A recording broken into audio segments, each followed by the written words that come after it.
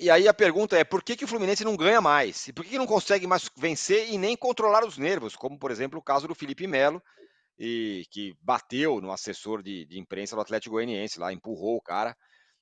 Que você acha? Qual o diagnóstico que você faz neste momento? O Diniz está no olho do furacão? Eu acho que sim, né? Mas é curioso porque teve o Guga também, né? Descontrolado, que Sim, foi para teve o cima Guga da também. do Câmara. Então é um time sim, absolutamente descontrolado. E não é que não é só que não consegue ganhar. O Fluminense joga muito mal. O Fluminense joga muito mal. Não tem mais conexão nenhuma. O dinizismo sumiu. Aquilo que era bonito de ver, a despeito de ser vulnerável, porque é um time que ataca em bloco, e aí consegue. O time que joga contra tem muito espaço para jogar também, que é o que eu gosto, porque é um futebol que me interessa, isso não existe mais. Acabou. Então, o meu diagnóstico é o seguinte: o Fluminense não deu conta do tamanho de 2023. Adoro citar Paulo Leminski, porque ele tem uma frase para todas as situações. É assim: haja hoje para tanto ontem. O Fluminense está nessa. Não conseguiu segurar a onda de ter chegado no topo. Foi incapaz de ver que depois que você escala uma montanha, você tem que olhar em volta e falar: nossa, mas tem outras montanhas. Ficou lá no topo da montanha celebrando. E aí deu ruim. Acho que subiu a cabeça de alguns jogadores. O Fluminense, se a gente quiser ficar na parte técnica, perdeu o Nino, que era sim um ponto de apoio muito importante para o jogo que o Diniz se propôs a fazer. O Diniz não conseguiu recuperar uma defesa minimamente sólida, nada do que ele está fazendo ali dá certo. O Marlon está muito mal, muito mal. O Felipe Melo é isso que a gente vê, assim, quando o time está todo encaixado, ele é útil, porque ele é uma liderança dentro de campo, mas quando não está, ele é essa coisa aí que a gente viu, um comportamento absolutamente fora da casinha. Não dá para você ter uma liderança que se comporta desse jeito, né? Então, emocionalmente, o time ruiu, o time está em farrapos. E eu não sei, e esse seria o diagnóstico matemático, se o Diniz não perdeu o grupo. Porque o Diniz tem na história dele um trauma, que é ter feito um São Paulo que jogava de forma muito bonita, muito leve, parecia que ia ganhar com muita facilidade o brasileiro, e ele perdeu o grupo quando ele teve aquele comportamento inexplicável e bastante vulgar do lado de fora com o Tietê. E aí o São Paulo desandou. Se você perde o grupo, como que você vai fazer? Não tem como fazer.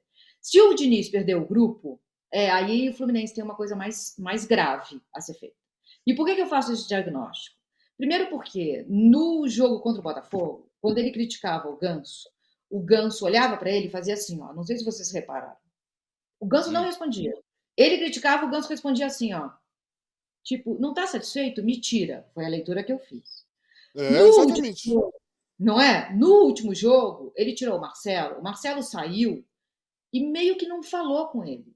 E o Marcelo ficou pouco tempo no banco e foi para o vestiário. Essa foi a informação que o repórter passou.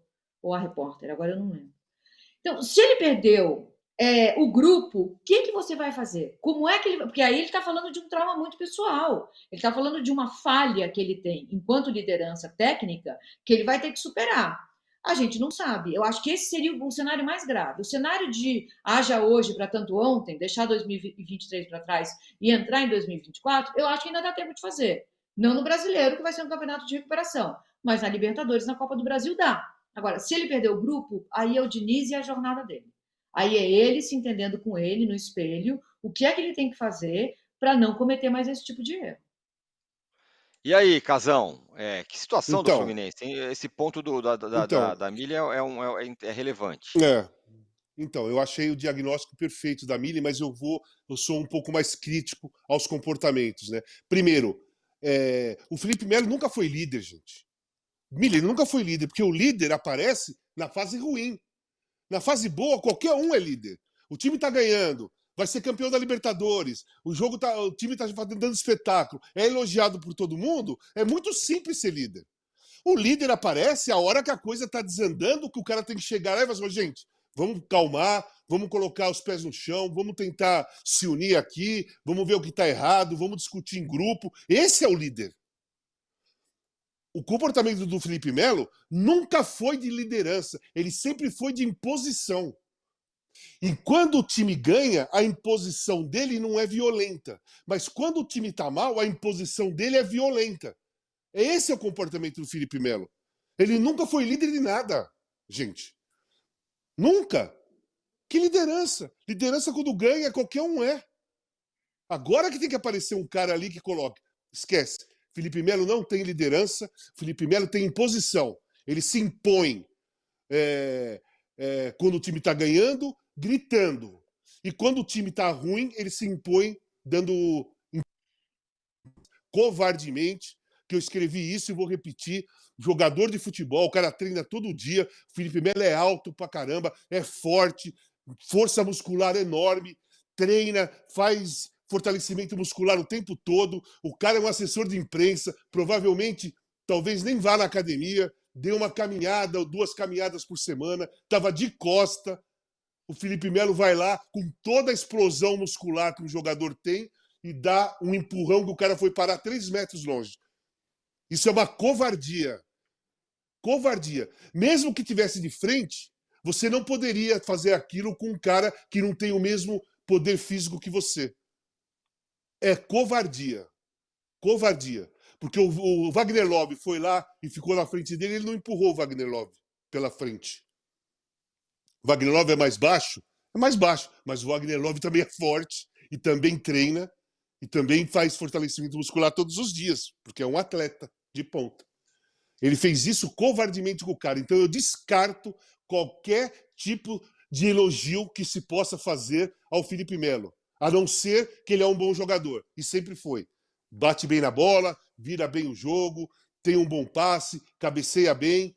Parte técnica de jogo, ele tem muito bem. Poderia ser um grande jogador. Mas não podemos esquecer o que ele fez na Copa de 2010. Quando o Brasil estava jogando com a Holanda, foi lá e pisou no cara no chão, foi expulso, e ali o Brasil, né, deu adeus à Copa do Mundo. Então, caso o Felipe Melo, esquece, Mili, nunca foi líder. Olha por esse ângulo que eu estou te falando. A liderança aparece quando a coisa está ruim, não quando a coisa está boa. Quando a coisa está boa, está tudo certinho, ninguém precisa falar nada. É só coordenar vaidades e tal. E tal. Esse é um ponto. Fernando Diniz perdeu o grupo. Para mim, já perdeu o grupo. Por que ele perde o grupo? Porque, por exemplo, no sábado, quando o Felipe Melo fez aquilo e ele foi na entrevista, ele defendeu o Felipe Melo com argumentos ridículos. Por exemplo, o Felipe Melo é um cara que veste a camisa do Fluminense, que ele defende o Fluminense o tempo todo. Quer dizer, então defender o Fluminense na cabeça do Diniz não é só entrar em campo, correr, ter raça e se entregar totalmente. Não, é empurrar um cara pelas costas com a camisa do Fluminense, covardemente. Então, quando os discursos do Diniz, ele se compromete de uma tal maneira com o grupo de jogadores que ele tem, ele se compromete de um jeito de passar pano para quase tudo que acontece, ele passa pano para quase tudo. Gente, ele deu entrevista quando ele foi para a seleção brasileira e passou pano para o Daniel Alves. Certo? Passou pano para o Daniel Alves. Ele, não foi só o Dorival. Foi antes do Dorival, foi Fernando Diniz. Passou pano para o Daniel Alves. Então, o Fernando Diniz, ele gosta de ter apoio de jogadores. Ele gosta de fazer um grupo de jogadores, porque na cabeça dele ele passa pano, defende os caras, ele fica com o grupo na mão. Mas isso aí é uma faca de 2 gumes. Na hora que o cara reage, como o Fernando Diniz, o Felipe Melo reagiu, e é a hora do treinador chegar na entrevista, falar da derrota, o outro time foi melhor, erramos pra caramba, jogamos mal, e não admito que um jogador meu tenha atitude covardes dentro de campo, principalmente com a camisa do time que ele está jogando, com a camisa do Fluminense. Que a história do Fluminense não é aquela que o Felipe Melo mostrou covardemente no sábado. A história do Fluminense é outra. Teve a máquina tricolor, teve o tricampeão carioca, campeão brasileiro na época do Parreira, o time dele, que foi campeão da Libertadores, apresentando um ótimo futebol no passado. Essa é a história do Fluminense, não é aquela. E ele não defendeu o Fluminense. O Fernando Diniz, na entrevista coletiva, ele não defendeu o Fluminense. Muito pelo contrário, ele passou um pano para a violência do Felipe Melo. Isso aí, cara, como você disse, eu vi o Marcelo também, eu vi a notícia, né, eu vi a informação, Marcelo foi embora, Ganso pedindo para sair, o Guga brigando com o cinegrafista. O Guga, gente, O Guga, ele é o reserva do Samuel Xavier. Ele é o reserva. Sai o Samuel Xavier, o Diniz coloca o Marquinhos de lateral direito. E em alguns jogos, saía jogando o Marquinhos de lateral direito e o Guga no banco. O que o Guga está fazendo lá naquele grupo? Você acha que o Guga faz parte do grupo que gosta do Diniz? Claro que não. Se ele não joga, se ele não é nem o terceiro reserva da posição dele, porque quando não joga o titular, joga um ponta direita, um ponta esquerda de lateral. Então, isso aí funciona ganhando. Ganhando, pô, o Guga vai ganhar, vai ser campeão. Não gosta, mas sorri. Não gosta, mas sorri. A hora que tá tudo errado, e mesmo assim ele não entra na posição dele, perdeu também o jogador. Então, na minha visão, o Diniz já perdeu o Ganso, apesar de ter ido abraçar no sábado, que aquele ali é uma coisa, né? É uma cena já tradicional no futebol, né? Vamos abraçar o treinador para mostrar que nós estamos unidos. Mas 2 jogos antes o cara estava brigando com o treinador. O Marcelo foi isso mesmo que você falou. O Guga pode esquecer que não está feliz com o cara. Se falar que está bem, que gosta, que está tudo certo, é mentira. É mentira. Porque nem entra para jogar. Então o grupo do Fluminense já rachou, Mini. Já rachou. Pode dar certo nesses mata-matas aí. Porque aí são 2 jogos, gente. Você consegue, de repente, colar ali um objetivo para 2 jogos. 2 jogos. Consegue. Pode conseguir. Mas a convivência já era. Convivência já era. Ele não poderia ter passado um pano pro Felipe Melo. De forma nenhuma. De jeito nenhum ele poderia ter passado um pano. Muito bem. Outro lugar que também vai ter umas questões de ambiente e tudo mais a partir de agora, Mili, é no Palmeiras. Porque o Dudu fala, eu vou, aí depois não vai mais. O Cruzeiro fala, eu quero, depois eu não quero mais. A Leila fala, não, você vai sim, senhor. Você assinou, agora você tchau, vai embora. Agora não, e Não tá de esquece, volta. ligou pros caras. Ele ligou pro Cruzeiro. Ligou e falou isso. Ligou, eu quero ir. Depois, não, quero, mas não quero. Aí a Leila, não, você quer sim, você vai. E não foi. E aí agora os jogadores parece que abraçaram o Dudu e tal. Mas aí eu queria saber como será que vai ser a volta do Dudu? E quem é o grande derrotado e o grande vencedor dessa história? Então, essa história é curiosa, porque assim, é difícil mesmo para quem tem palavra conviver com quem não tem palavra. E a Leila, ela também não é de meias palavras, né? Então ela foi lá e disse tudo o que precisava ser dito a respeito da situação. Ela foi suficientemente elegante para só não confirmar que foi o Dudu que procurou o Cruzeiro, né? E isso foi confirmado na mesma entrevista ao Redação Sport TV, logo depois pelo Alexandre Matos. Então, acho que a Leila sai por cima, né? De novo, a Leila sai por cima. Sai por cima primeiro, porque ela foi lá e teve coragem de dizer o que talvez nenhum outro dirigente dissesse. Segundo, porque ela, de novo, como foi contra o Boca, depois da eliminação, ela chamou a responsabilidade para ela. Ela deixou o Abel solto, livre, para ser o policial bom da história. Ela chamou para ela, agora é comigo, a parte esportiva, eu quero que vocês fiquem tranquilos para resolver. O Dudu não foi, ficou chatíssimo para o Dudu, né? O Dudu conseguiu ficar mal com as 2 torcidas. Com o lado do Palmeiras, se ele voltar a jogar e começar a fazer uns gols, vai ficar tudo bem de novo. Só que agora ele está dentro dessa situação chata na vida, mas também muito importante para a gente que quer amadurecer, que é a hora das conversas difíceis, né? É difícil ter essas conversas, ninguém gosta. Olho no olho, falar de coisas duras, ficar constrangido, o ambiente vai ficar constrangedor. O Abel é um cara que não admite que haja alguém que se destaque, e eu acho que ele está certo, é a maneira dele formar os times dele, ele não quer uma estrela, ele quer todo mundo igual. E o Dudu vai ter que voltar para marcar. Basicamente, o resumo da história é que o cara talvez quisesse sair porque ele não quer voltar para marcar. O Abel disse isso na coletiva, né, gente? Clarissimamente. É essa a marca de imagem do meu time. Foi a frase que ele falou. Olha como o Estevão fez o 3º gol. Recuperou a bola, foi lá, estou. Essa é a marca de imagem do meu time. Se o Dudu quiser jogar, ele vai ter que fazer isso. Então tá tudo na mesa. Tá tudo na mesa. A Leila colocou a coisa de modo a respeitar muito a gente que está aqui desse lado, tentando entender o que está acontecendo. Não é assim que normalmente acontece. Tem dirigente que prefere pegar torcedor na esquina do shopping e dar uma mordida na virilha e depois tentar bater, né? Tem outro tipo de dirigente. Tem os dirigentes do Corinthians, por exemplo. E tem a Leila. Gostem ou não dela, a gente precisa reconhecer que ela está fazendo coisas que nunca foram feitas no futebol. É uma seriedade imensa para lidar com o time dela. Ela é muito séria.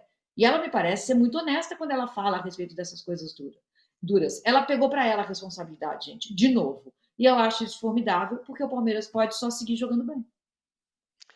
Ó, chegamos aqui em 1.400 likes, falta 100, hein, pra gente chegar em 1.500, daqui a pouco tem Posso falar uma coisa sobre isso? Claro, eu ia te passar a bola, manda. Então, o lance é o seguinte, eu concordo com a Mili em tudo sobre a Leila. Eu gosto da Leila. Para mim, é a melhor dirigente que tem no futebol brasileiro, se não for da América do Sul. Para mim, é óbvio que é uma utopia, nunca vai. Muito difícil de acontecer, mas a Leila devia ser presidente da CBF. Mas como tem um comprometimento entre federações, só entra lá quem os votos dos caras que têm envolvimento com um monte de coisa, e a Leila no futebol não tem envolvimento com nada, ela não tem compromisso com nada. Ela vai e fala o que ela tem que falar, como ela fez lá quando ela foi na seleção brasileira. Falou da prisão do Robinho e falou da situação do Daniel Alves, coisa que lá ninguém da seleção brasileira, nem antes nem depois dela, abriu a boca. Nem jogador, nem ninguém. Né? Muito pelo contrário, quando abre a boca, eles tentam passar um pano. Em relação ao Dudu, para mim ele ficou como mentiroso. Mentiroso publicamente. Mas eu quero só ver um outro ângulo. Cara, a mentira do Dudu, essa confusão que o Dudu, mentindo, arrumou, ela não pode ficar acima do talento do Estevão. O Estevão é um jogador acima da média. O Estevão, o gol que ele fez contra o Atlético Mineiro foi um gol fantástico, maravilhoso, incrível, difícil de ver. O Estevão é um dos jogadores mais talentosos, como o Abel falou, porque o Abel vê todos os dias, a gente só vê no jogo. Aqui no Brasil, a gente não vê jogador igual o Estevão. E, tecnicamente, o Estevão é melhor que o Endrick. O Endrick tem outro tipo de jogo. É um centroavante mais forte, com arrancada, e o garoto é um jogador mais técnico, mais habilidoso, mais leve, né? Eu escrevi um texto e comparei, realmente, o Estevão com o Lamine Yamal, do Barcelona, que está na seleção da Espanha. O Lamine Yamal e o Estevão têm o mesmo estilo de jogo. Jogam pela direita, canhotinho, vai para dentro, vai para o fundo, desequilibra, né, a defesa adversária. Só que o Lamine Yamal é titular da seleção da Espanha com 16 anos. E o Estevão está aqui no Palmeiras jogando com 17. Por que isso acontece? Porque aqui no Brasil se respeita muito a hierarquia. Independentemente da qualidade, se a qualidade do mais novo ser maior que a qualidade do mais velho, ou o mais velho que já está um pouco, já participou da seleção mais vezes, esse garoto aqui, que está arrebentando, ele fica excluído pela hierarquia que o futebol brasileiro tem. E essa hierarquia é um dos pontos responsáveis pelos nossos fracassos durante anos. A hierarquia. Esse jogador é melhor, mas é muito jovem. Vai jogar esse que é mais velho, mas que já jogou na seleção e não deu em nada, e continua não dando em nada, mas vai continuar por causa da hierarquia. Então, eu só queria colocar um outro lado de que o que o Dudu fez, a resposta da Leila foi precisa, eu acho que ela engoliu seco, viu, Mili? Porque ela falou que ele tinha que ir embora, que o ciclo dele tinha acabado. E agora tudo teve uma volta e ele vai se reapresentar no Palmeiras. Então ela vai engolir seco, porque ela não vai bater de frente com o grupo de jogadores, com o Abel e com uma parte da torcida que ela já bateu. Então ela vai engolir seco. Mas tenho certeza que o Dudu não vai ter mais moleza nenhuma dentro do Palmeiras, porque ficou com a fama de mentiroso, porque mentiu. Tem que falar isso. O cara foi mentiroso, gente. O cara mentiu. Foi desmascarado pelo Alexandre Matos. O Dudu, hoje, se transformou ou fez um papel de mentiroso. É mentiroso. E a Leila fala as verdades. Mas isso é quarto, quinto plano em relação ao talento do Estevão. É mais importante para mim o talento do Estevão do que a mentira do Dudu.